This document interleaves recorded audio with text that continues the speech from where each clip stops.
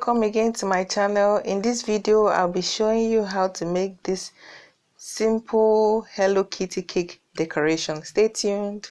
By the time I made up my mind on the decoration I wanted to apply on the cake I was making for my daughter's birthday, I decided to go online and print this Hello Kitty picture.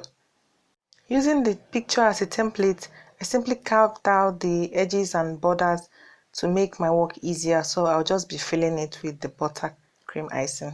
Unlike what is on the template, I'm using a brown border icing for the borders, ribbon, edges, and that's externally generally.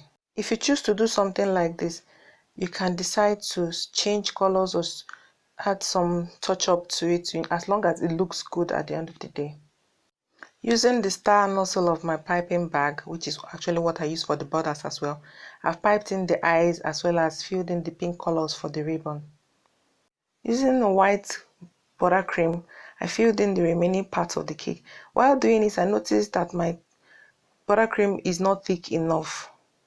But not to worry, it can be fixed. So I paused and added more icing sugar to the mixture and then filled the remaining parts, while bearing in mind that I will have to repipe on top of these ones I already did that already falling apart.